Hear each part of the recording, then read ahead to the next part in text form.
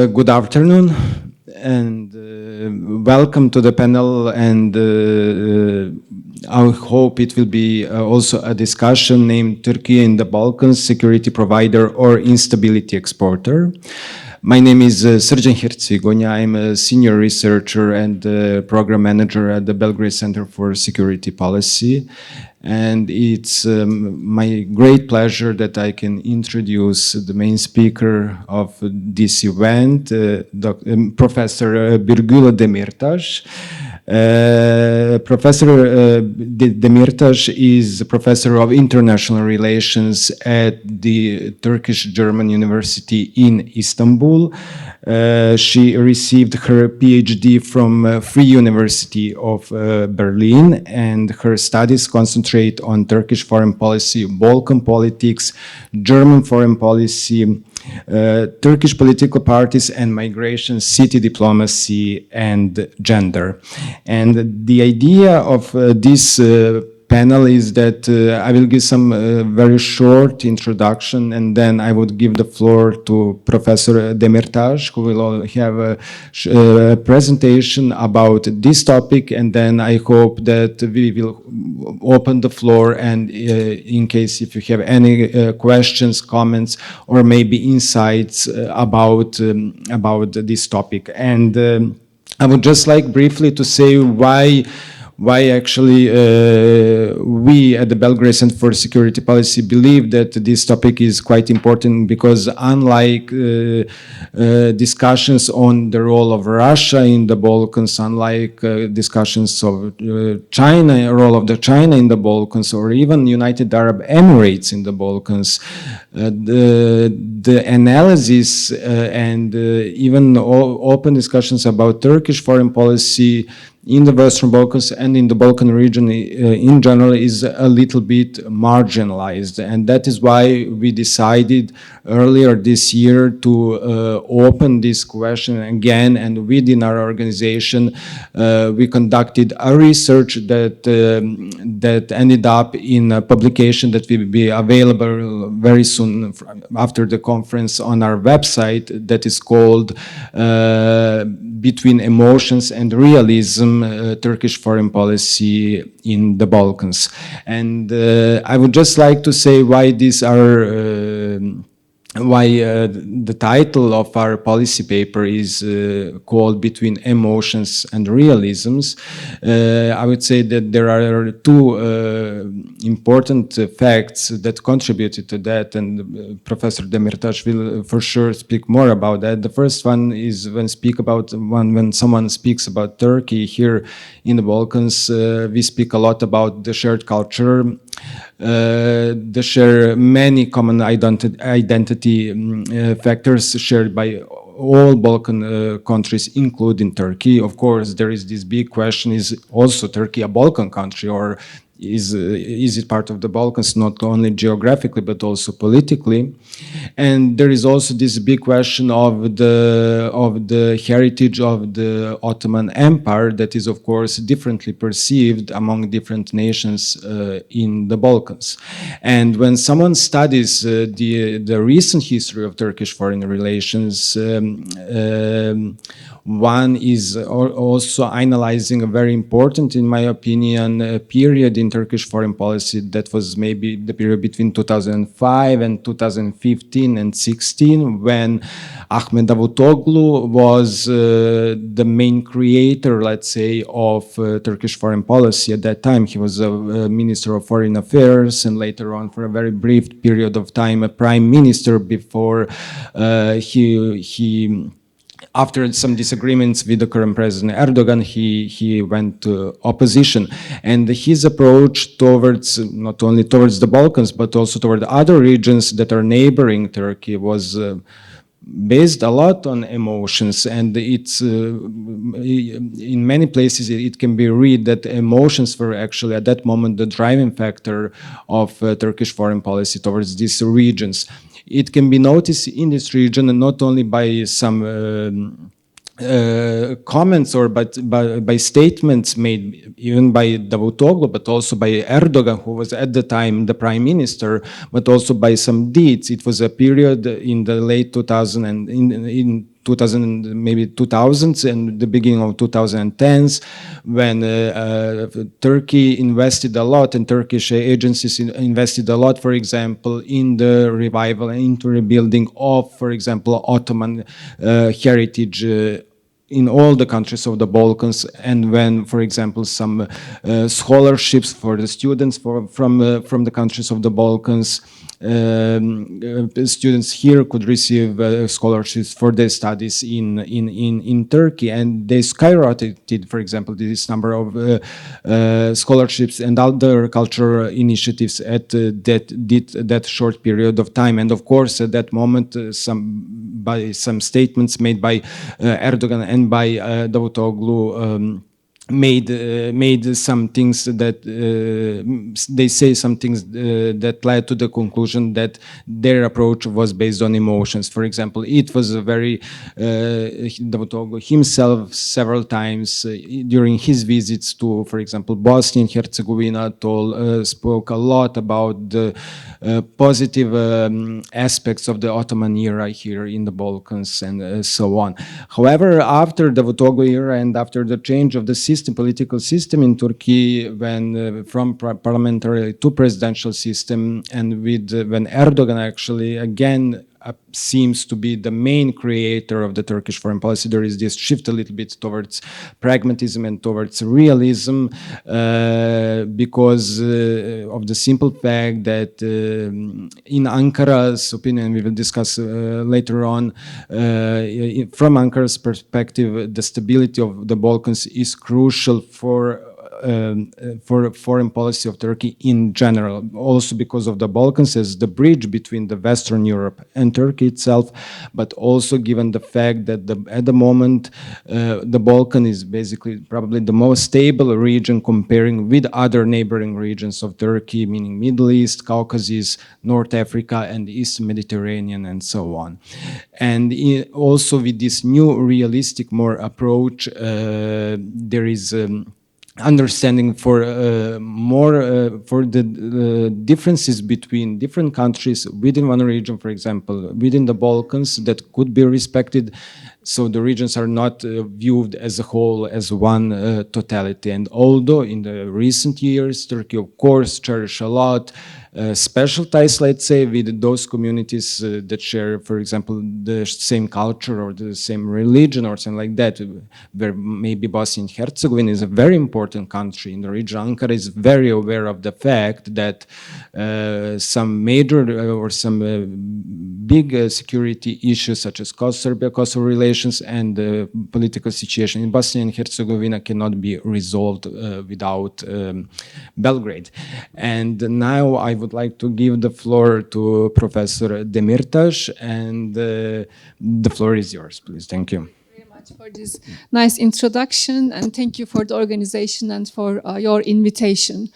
I think I am the only one in this conference who has a PowerPoint presentation. It is mainly because of the fact that I wanted to share some visual material, some photos with you, maybe to make my presentation more interesting for you. The title of my presentation, An Anatomy of Turkish Foreign Policy Towards the Balkans, an interplay of domestic politics and regional ambitions. Of course, Turkish foreign policy is always interesting, and there are so many questions on our minds, and I have tried to list several of the questions that come to my mind. I will try to explain Turkish foreign policy with regard to the changes in global politics. You know, there is a change in global politics that is mentioned in some of the previous panels, and I would argue that it has an influence. It has a direct influence on Turkish foreign policy. And of course, the national context is quite important. Srđan has already mentioned the change in the political system of Turkey in the recent years, and the interaction between Turkey and the Balkan countries. What are the changes? What about the input of the current government? And yeah, those are some of the questions. Yeah, as I mentioned, we have been living through a transition in global politics. The unipolarity of the 1990s is over. We can say it for sure. And what is emerging, what is coming, We don't know it yet. There are some arguments saying that we have been moving towards a multipolar international system, and BRICS countries and the enlarged BRICS countries would play bigger roles in the future, and the norm space, the liberal Western order is coming to an end, and we will have more multipolarity. There are also some people who say that maybe we are going towards non-polarity. I mean, no great country or those big powers would not have a big impact on the current politics. But the important thing is that this transition phase has an impact on Turkish foreign policy, and it started. Not in the recent years, maybe we can say that, it started in the early 1990s, but the impact of the global politics on Turkish foreign policy, that transition period, it has more influence since the beginning of the 2000s. When we have this transition phase, when we have been moving from unipolarity towards multipolarity or non-polarity, countries like Turkey, those middle powers or regional actors, they have more maneuvering space in their foreign policy. They can act more independently. During the Cold War, within the context of this bipolarity, Turkish foreign policy had some restraints. Turkey was acting in a restrained way. But now, Turkey and countries like Turkey, we can give the example of Brazil, for example, or Mexico, they assume that they can act more autonomously in the international system. They do not need to ask the opinion of, I don't know, United States, European countries, Russia, but they can have their own strategic autonomy in their foreign policy. And I would argue that is very visible in Turkey's international relations. Like all the middle powers in the current global context, Turkey also wants to be recognized and respected, and there is a kind of more self-awareness in the Turkish case. In the academic literature, and also when we look at the speeches of the Turkish leaders, there is the discourse of Turkey as a middle power, Turkey as a regional power. What does a middle power mean? I don't want to go into the details of theoretical discussions, but those middle powers or regional actors, they have more material powers compared to their neighbors, and they want to use niche diplomacy, new issues in diplomacy, like the grain deal. We can give the example of the grain deal, or we can give the humanitarian aid policy of Turkey or migration policy. And in the case of Turkey, we also recognize the intention of the current leadership to play a greater role in Turkey's neighborhood and also in global politics as well. I can give many examples from the speeches of Turkey's leadership, how they perceive Turkey, how they perceive global politics. But I mean, that quotation might give you an idea about, the context in which Turkish foreign policy is kind of conducted. That is a quotation from President Erdogan. Just recently, on 29th of September, he visited Teknofest in Izmir. These Teknofest events, these are festivals in which Turkey's new drones, new planes, they are being displayed, and they become kind of public shows. All public is invited. There are competitions. It has become a very big public event in Turkey. He stated that, today we are not only seeing the products of our national technology move, all of which are our source of pride. At the same time, we are also witnessing the rise of a Turkey that is growing, strengthening, transcending borders, having self-confidence and assertiveness. Here is the light of Turkey's century illuminating the hearts of the downtrodden and oppressed. Here is the promise of the light from the snow that we have been longing for decades. These are very, symbolic keywords, in fact. And that gives you an idea, how Turkey's leadership presents Turkey's role in global politics. Turkey as a shining star, Turkey as a rising power. Turkey is the hope for all the oppressed people. And I also tried to pick up some of the keywords in the leadership of Turkey, like Turkey is surrounded by, of course, external enemies, and those external enemies have their internal partners. That is the argument that we quite often hear, especially from the Gezi movement since 2013. Turkey surrounded by enemies.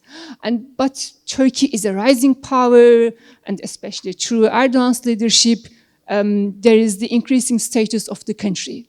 And the third important point that they focus on, in the past they claim that Turkish foreign policy was always quite passive. Turkey could not benefit from its potential, but now with the leadership of the Justice and Development Party, Turkey can now use proactive and assertive foreign policy. And of course, Turkish government is inspired by the Ottoman past. Those were the golden times, the best empire that the world has ever seen. Everything was perfect. That is the discourse. And of course, Turkey was also presented as the guardian of all the oppressed people. And just before the recent elections in March and May, Turkey, the current government has invented a new concept, Turkey century. Türkiye yüzyılı in Turkish, The current century will be Turkish century. And with this diagram, they focused on both the material power of Turkey, but also immaterial elements as well. It is mentioned there is power. There is, what else? Digital power, scientific power, but there is production, but there is also affection and values. Both material and immaterial elements were kind of emphasized. And that is also an election poster from 2015. It states that our national plane is in the sky. Those elements, Turkish drones, Turkish planes were emphasized a lot, to focus on, Turkey's increasing status in global politics. And we got used to that photograph of President Erdogan in military uniform, referring to Turkey's military power. That is an important map just published several days ago by one of the Turkey's news channels. This map shows us the conflicts taking place in the neighborhood of Turkey since the early 1990s. Starting from the Gulf War, the dissolution wars in former Yugoslavia, and then the Arab Spring, civil wars in Libya, Syria, and then Crimean annexation, Russia-Ukrainian war. Now, of course, the conflict between Israel and Palestine. That is the context in which Turkey has been trying to implement foreign policy. And that is also quite interesting to note that, with such a neighborhood, only since the 2000s, the Balkans is the only stable neighborhood of Turkey. When Turkey wants to kind of implement its regional actorhood in the region, it can be possible only in the Balkans, because in other places, in the Caucasus, in the Black Sea, in the Middle East, there are conflicts, and that has an impact, of course, on Turkish foreign policy. Of course, in addition to these, global politics, the changes in global politics, and this rhetoric in the new rhetoric in Turkish national politics, we also need to focus on the sui generis identity that the Justice and Development Party has been trying to create in Turkey. You know, they try to create the image of the country as a unique country. It cannot be compared to any other country in the world. Why? I mean, how do they justify this sui generis identity of Turkey? First of all, as I mentioned, this glorification of the Ottoman past, you know, a unique past that we need to learn from. We need to be inspired from that past. And the Republican foreign policy was constructed as the other. It was blamed as being too passive, too dependent on the Western countries. Of course, that is debatable. We can debate whether that is true or not in the discussion session if you want. And they also focused on the multiple identities of Turkey. Turkey is not only a European country, they say. Turkey is also an Asian country, a Balkan country, a Mediterranean country, etc., etc. These multiple identities discourse has been emphasized a lot. But that is not the first time that is being mentioned. You know, that same discourse was available in the 1970s as well, during the détente period, during the coalition governments in the 1970s. In the 1980s, during Özal, for example, it was present. During Ismail Cem in the 1980s, it was present. But there is something new. You know, during those times, during the Atatürk's foreign policy, during the Cold War, during that time period, 80s, 90s, although you know Turkey having multiple identities had been emphasized a lot, there was always the Western anchor. You know, the Western identity was the main identity of the country. It was emphasized, but the Western anchor was kind of lost. We have multiple identities, and no identity is superior to other identity. And the EU, the Western world, it was not the main anchor now in the country, and it was not replaced by anything else. That is also something quite important. Of course, that discourse is also connected with the exaggeration of Turkey's own potential. And, we have seen the example of how Turkey exaggerated its own potential during the Arab Spring, but that is another topic. We do not have time to discuss about it. And it is also quite interesting to note that there is that strong linkage between domestic politics and foreign policy in the Turkish case. Foreign policy is part of domestic politics in Turkey because the current government tries to use foreign policy as an instrument to give the image to the Turkish public that Turkey is a rising star. Whenever we have the elections, for sure we have always crisis in foreign policy. As soon as the elections are over, we are going back to a normalized foreign policy. That close connection between foreign policy and domestic politics should be emphasized. And this, as Srđan mentioned, we have now a new political system called presidential governmental system since 2018, and we have more centralized political system. We have more de-Europeanization and more personalization of foreign policy. Institutions like the Minister of Foreign Affairs, Minister of National Defense, all these bureaucratic institutions have been serving, the president, in fact. The president and his personnel, his staff, his advisors, they have become the main decision makers. The institutions, the ministries, they have become just the implementers of this foreign policy that is already being decided at the presidential palace. And that is the national context in which Turkish foreign policy is being implemented. We have talked about the shift in global politics, and we have talked about Turkey as a middle power, regional actor. We have talked about the changes in Turkey's national politics. And where does the Balkans fit in this Turkish foreign policy that has some new features in the recent years? Again, as our moderator mentioned, Turkey perceives itself as part of the Balkans. Therefore, when the current Turkish leadership talks about the Balkans in Turkish foreign policy, they emphasize that Turkey is part of the Balkans. Therefore, Turkey is not an external actor. Turkey is an internal actor in the Balkans. In addition to that, and maybe that is also something that makes Turkey kind of, that distinguishes Turkey from other actors, like, for example, when we talk about Russian role in the Balkans, Chinese role in the Balkans, they are really external actors, but Turkey perceives itself as part of the region. And second point that also distinguishes Turkey from other actors, there are quite important humanitarian ties between Turkey and the Balkan nations.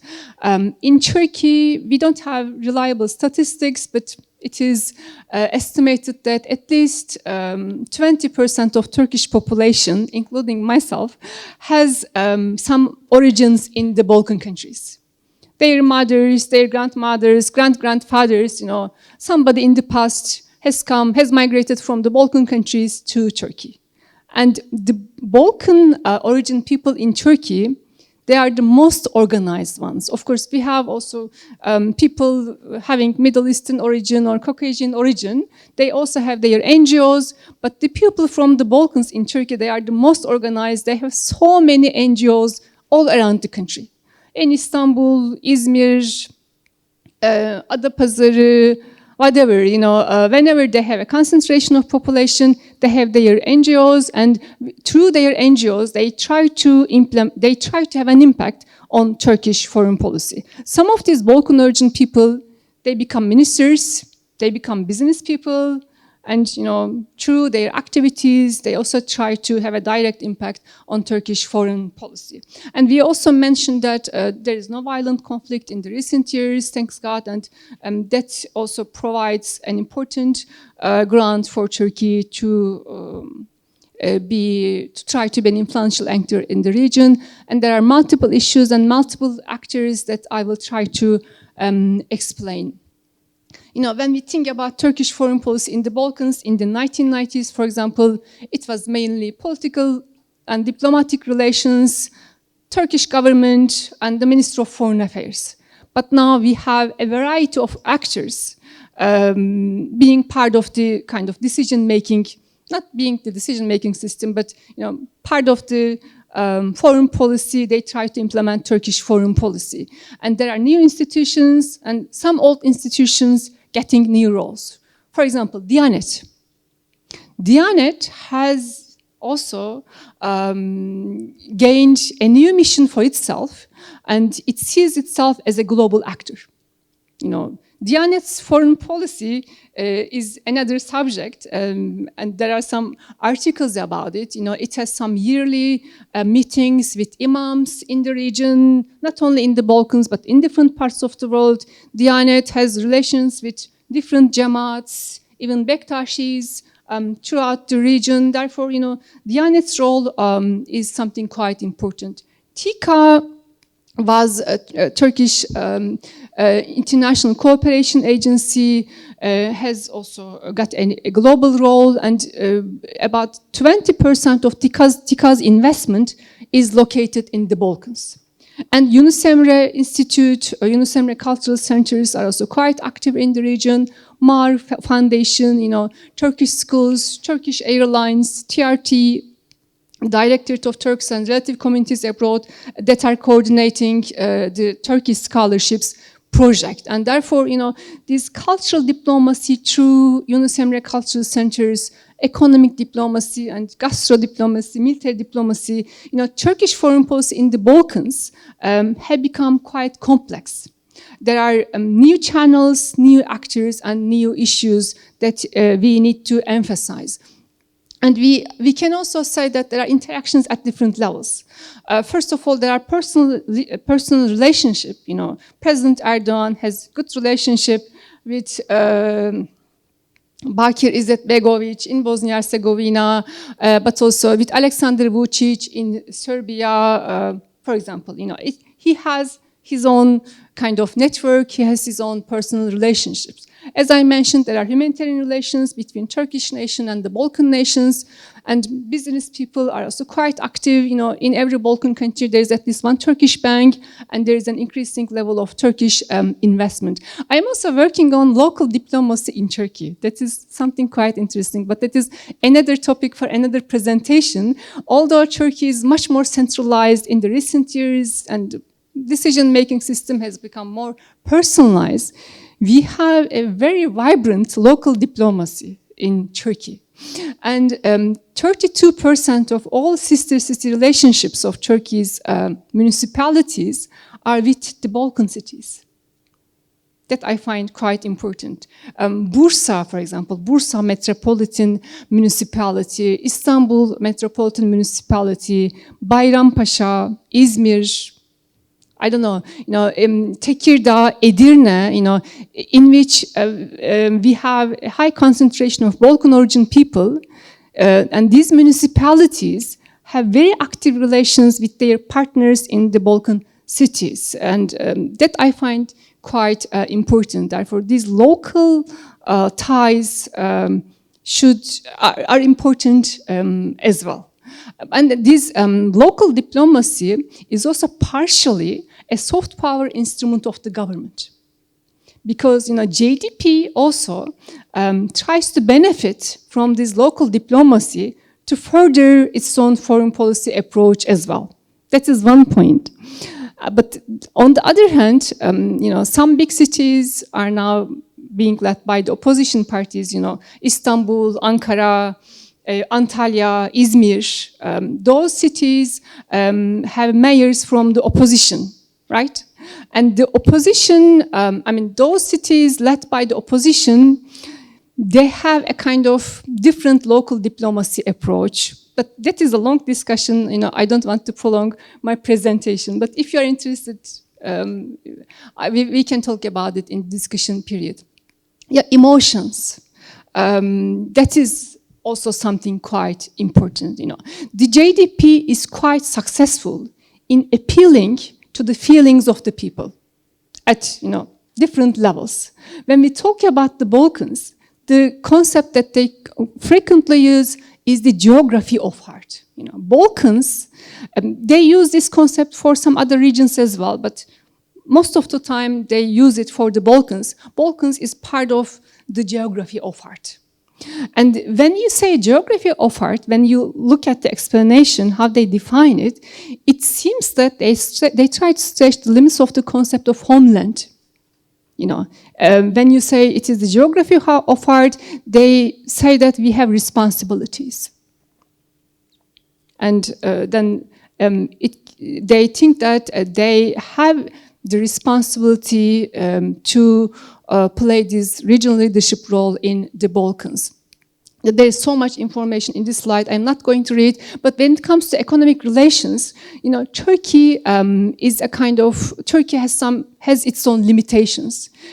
Turkey is not one of the biggest economic actors in the region. It cannot be compared to the European Union, for example. It cannot be compared to some bigger European countries. But when Turkey has, when we look at the statistics, Turkey has mainly Turkey's economic ties are mainly with Bulgaria and Greece, these neighboring regions. But Turkish economic investment and Turkey's trade ties with the region are kind of limited. Yeah, the military relations, it is getting much more important, especially those drones.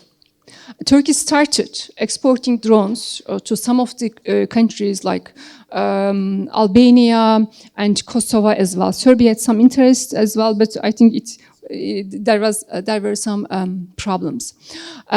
Cultural diplomacy in 8 countries in the region. Yunus Emre has 14 cultural centers, and 16% of all cultural centers are located in the Balkan countries. Yeah. Gastro diplomacy is also kind of important, but again, it needs further research. I took the photo just 2 days ago from Knez Mihailova. Whenever I come to Belgrade, I see, new Turkish restaurants are being opened, and I think Turkish baklava has become quite kind of popular in the Balkans.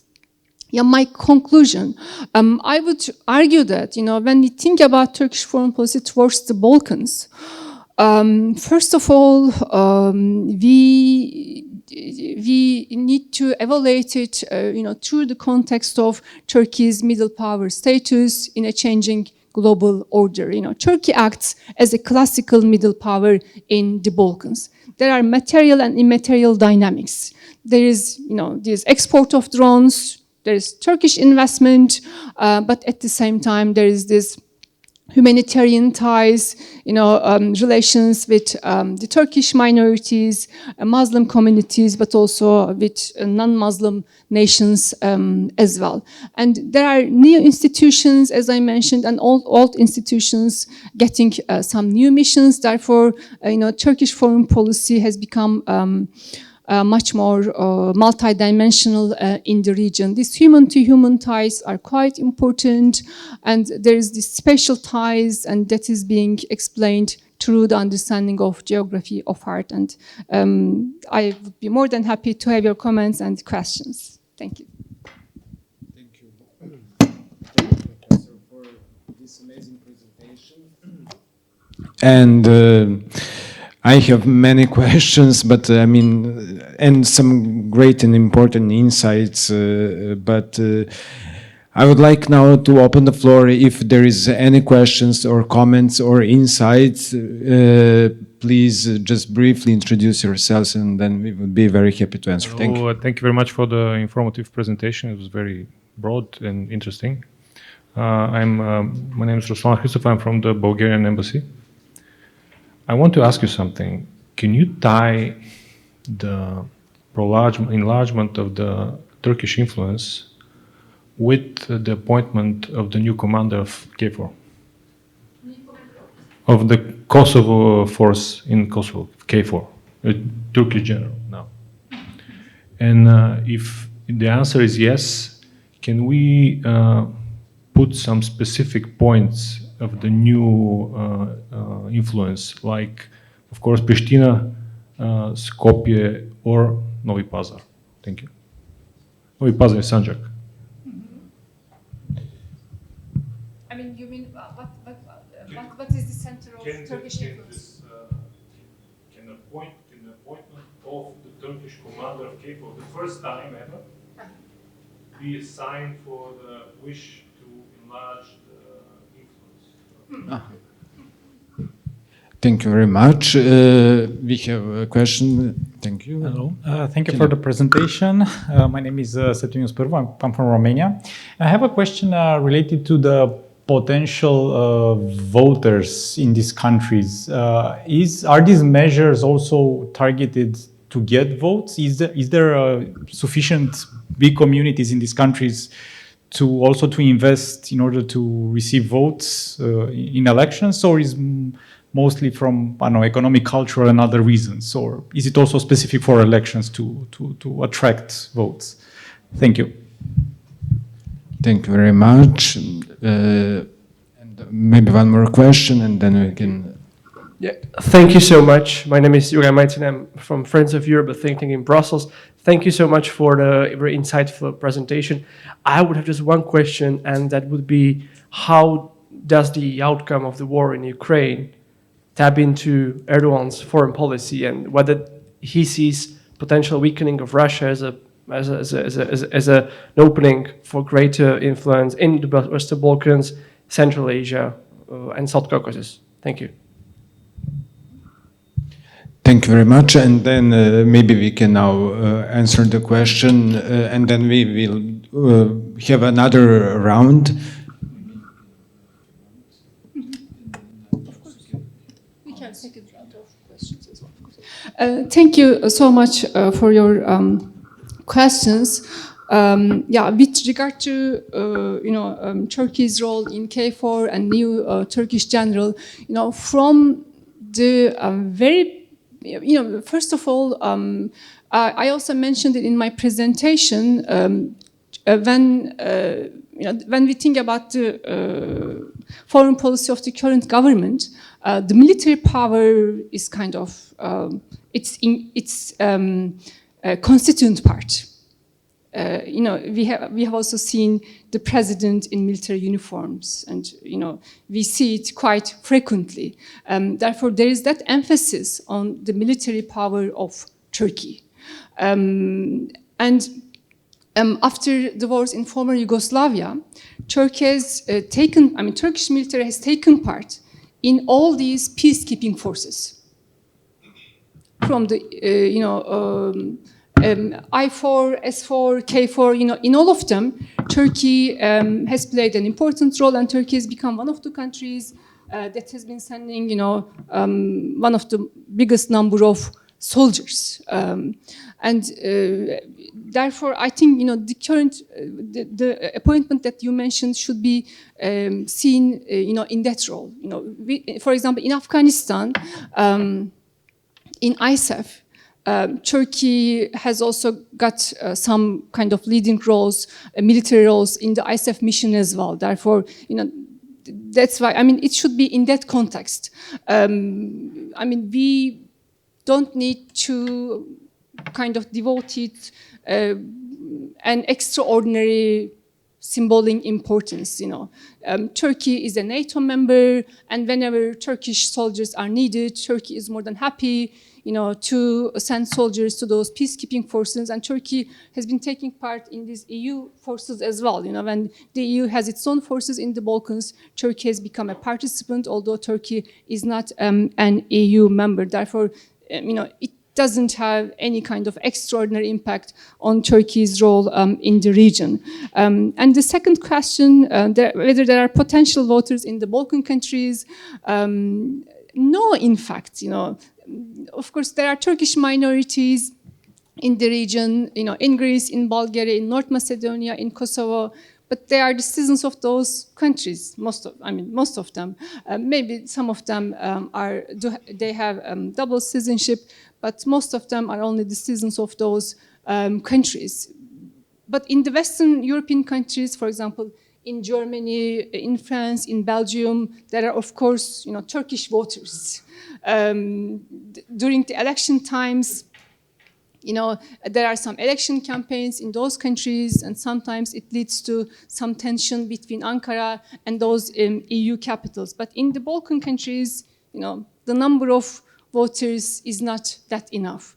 But still, the Balkans has an importance for Turkish internal politics because, through Turkey's role in the Balkans, the current leadership tries to give the image that Turkey is a kind of global leader. I remember, I think it was, I also mentioned in one of my articles, I think it was during the elections in 2015, after, the votes were being counted, and it was found out that JDP once again won the elections. Erdogan had a phone call with the mayor of Mamusha in Kosovo, and he was saying that you are the world leader, you are such an important person, and it was being aired live on many Turkish TV channels. These Turkey's relations with those local leaders in the Balkans, it tries to give the image to the Turkish population that the current government is so successful, the president is such a big leader. Therefore, in that sense, the Balkans has an importance for Turkish politics, but not through potential voters. Yet the impact of the Ukraine war on Turkish foreign policy, that is also an important question. It has an impact. I think through that conflict, the JDP leadership has got some kind of new role conceptions. On the one hand, they presented Turkey as and they also tried to play the role of a country that is talking to both countries. Turkey can talk to Russia, Turkey has dialogue with Russia, but Turkey at the same time can talk to Ukraine as well. And they think, that is a success. That is something that, for example, the EU countries could not achieve. And of course, it is a balanced foreign policy, but that is a difficult balance because on the one hand, you sell the drones to Ukraine, but at the same time, you try to keep the dialogue with Putin. And through this grain deal, I think Turkey once again emphasized that role. When there is a problem, now the grain deal could not continue, but the Western leaders are trying to contact Turkey to have the extension of the grain deal. Therefore, Turkey got a new role conception for itself. And Turkey also tried to mediate between Ukraine and Russia. There were 2 meetings. It could not be successful, but it was Turkey that tried it. Therefore, I think through Turkey's this balanced foreign policy in this Ukraine-Russian conflict, the current government has a kind of successful, balanced foreign policy. But how long would it be sustainable?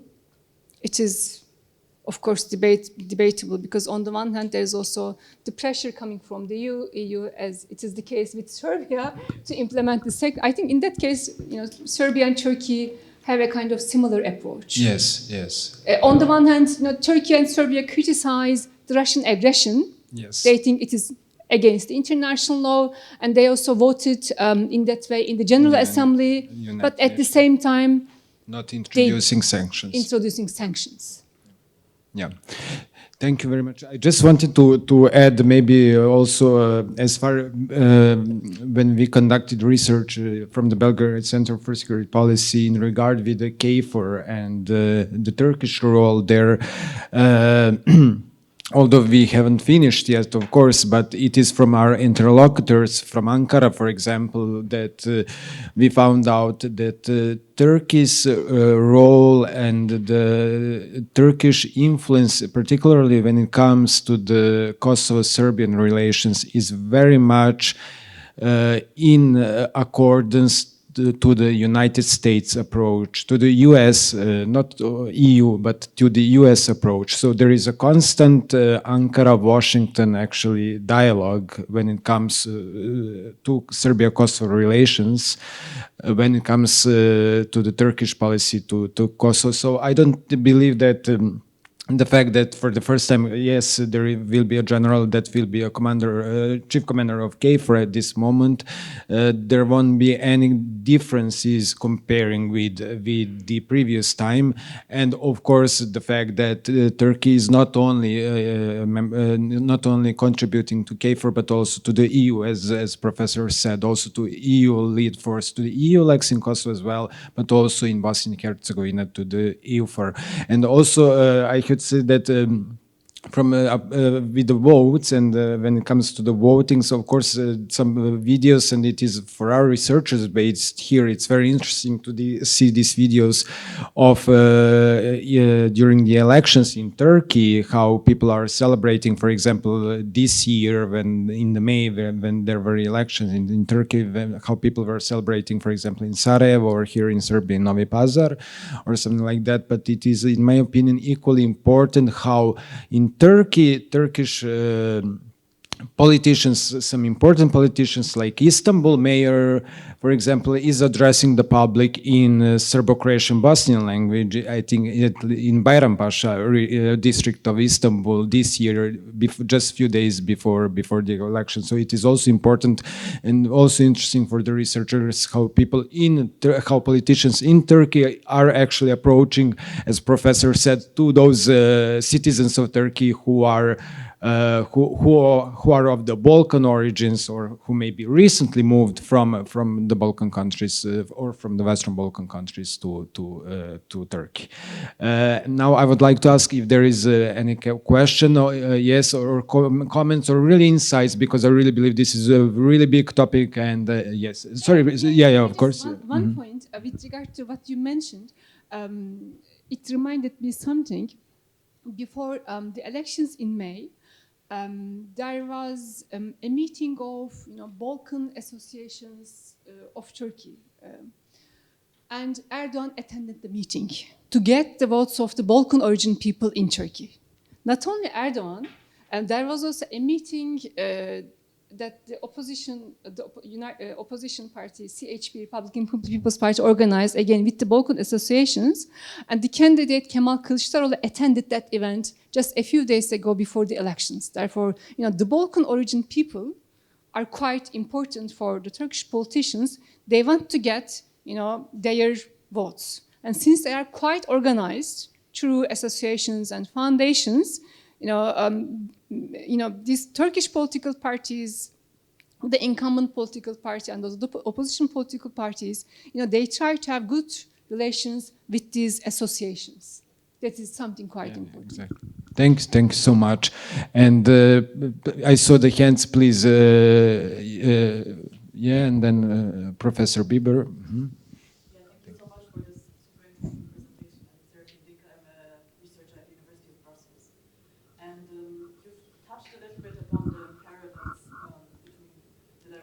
Turkish foreign policy is going and Serbian foreign policy is going. And I do think there's some trends there in terms of the Europeanization, personalization, but also this appeal to national founding myths and those types of narratives. So I wanted to ask both of you if you could maybe elaborate a little bit on that and also on what some key differences could be also in relation to the EU. Thank you. Thank you. Thanks. Hi. Florian Bieber, University of Graz. And just a question, two questions. The first one is, how much is the policy of Turkey personalized by President Erdogan? In a certain way, how much could one expect continuity if there was a different president or a different government towards the Western Balkans? And the second question is, after the failed coup attempt, a lot of Turkish foreign policy in the region was focused on stopping the Gülenist schools movement. Is this kind of phase of Turkish foreign policy over in the Western Balkans? Is it moving, because that seemed to be a period where Turkey lost a lot of influence because it was using all of its political capital to stop the Gülenist movements in the region. And the question is it now kind of moving beyond that, or is that still kind of a very important consideration for Turkey's engagement in the region? Thanks. Thank you very much. Do we have maybe, if not, maybe, please, Professor. The similarities between Serbian and Turkish foreign policies, that is an interesting subject. In fact, in one of my articles, I tried to touch upon it. I see some important similarities, for example, with regard to identity, starting from the identity aspect. It also seems to me that, Serbia also has kind of some multiple identities as well. A Western country, Balkan country, having good relations, trying to have, a balanced foreign policy, having this, EU integration process, proceeding, not slowly, but not maybe quickly, but slowly, but keeping that on track, but at the same time having these friend relations with Russia, not losing the Russian support in some important national causes like the Kosovo issue, for example. In that sense, there are many similarities. Turkey has also been trying to have a balanced foreign policy. There are so many problems in the national context. We know the problems of the Europeanization, the democratization in the Turkish context, but still, because of economic reasons, because of political reasons, Turkey doesn't want to stop this accession process, and the EU doesn't want to stop it either. The relations are quite transactional between Ankara and Brussels, but still on paper there is this kind of accession process. It doesn't have maybe much meaning in reality, but still, at least theoretically, it is kind of important. What about differences? Turkey is a NATO member, but Serbia does not have, such a kind of target. Serbia has military neutrality, and Turkey is, maybe of course, because of Yugoslavia had a different foreign policy. Yugoslavia part of the non-aligned movement. Turkey was part of the Western world during the Cold War. Therefore, there are some historical differences in that sense. There are similarities and differences together, but it seems that there are more and more similarities in the recent years between Serbian and Turkish foreign policy.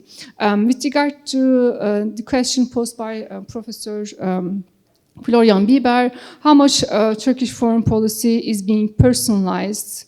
Yeah, I mean, to a great extent. And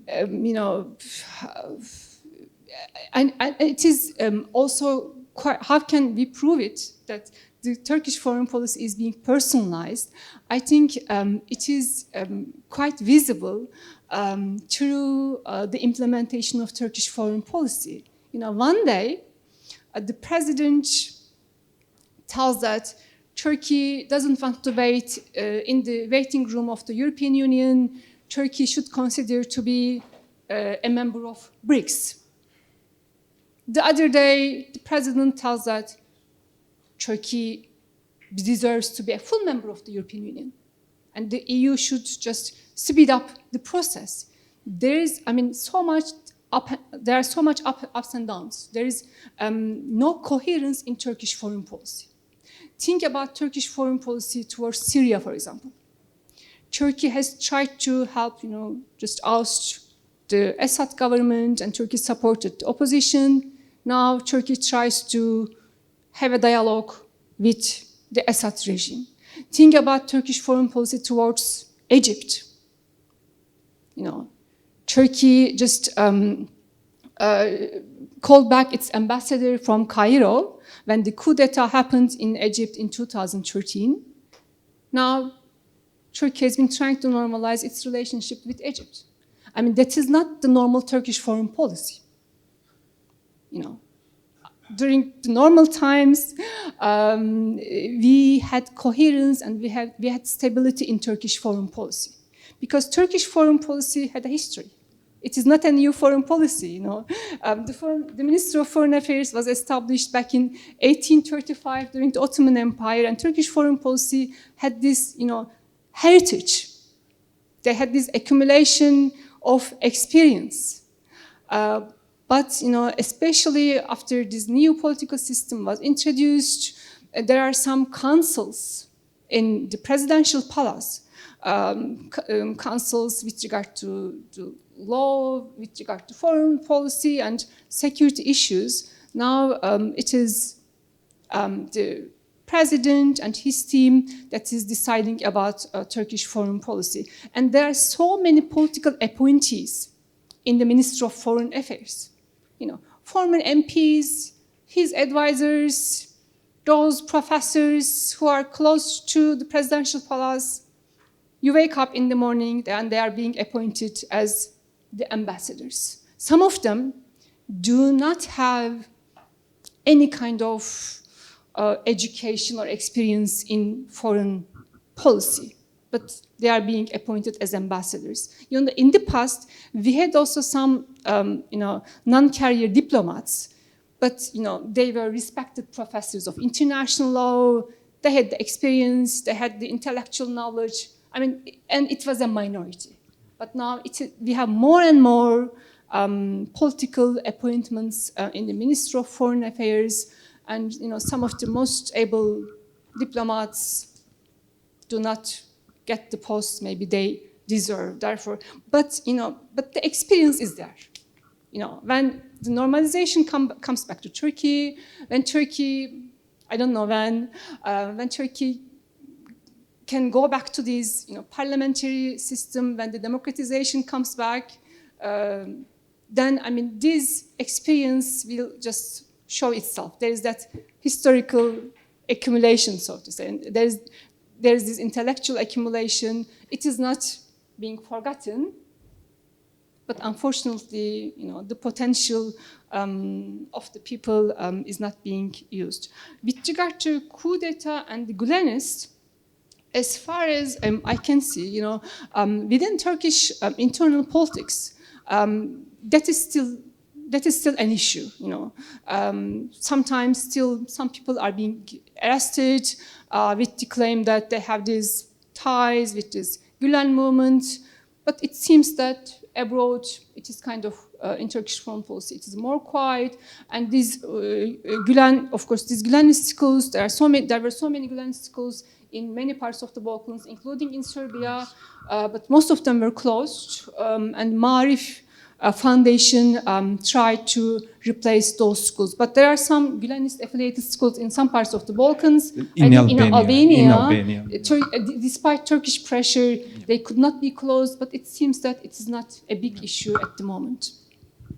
Thank you very much. I have now misused the opportunity to use the opportunity of being moderator, just maybe to add something also when it comes to Gülenist. Yes, indeed, in Albania, Turkey, it's not an urgent issue as it used to be maybe 5-6 years ago, but Turkey, at least in Albania, is trying to push Tirana to close the remaining Gülenist schools, but so far most of Gülenist movement, and particularly when it comes to schools in Serbia at least, or in Kosovo and in Bosnia and Herzegovina, are closed. And I would just like briefly to the questions about the similarities between the EU policies towards the Western Balkans and Turkey, not about maybe accession, because in my opinion it's very difficult to make any parallels because of the big differences between these two cases. But I believe that there are some similarities when we speak about, for example, stabilitocratic approach towards the Western Balkans and then towards the Turkey. We know that Brussels did support in a way, did not support, but was turned a blind eye on autocratic tendencies here in Serbia, but still Brussels was supportive, even though the level of democracy and rule of law still is getting on a very low level. On the other hand, when it comes to security issues like refugees and migrant issues, when Turkey and they made the deal, when Turkey stopped the migrant flow into the Balkans, then the Turkey had some benefits from the Brussels, although it's not connected with the EU accession, basically.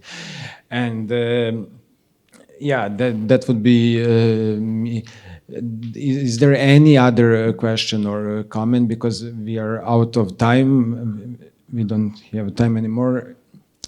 If not, I would like to thank you, Professor Demirtaş. Thank you very much for the presentation and for the discussion. And I would like to thank you for being with us tonight. I know it's late and the last session, and I hope that we will see you tomorrow during the third and the last day of the conference. Thank you very much for your moderation, and thank you for your questions.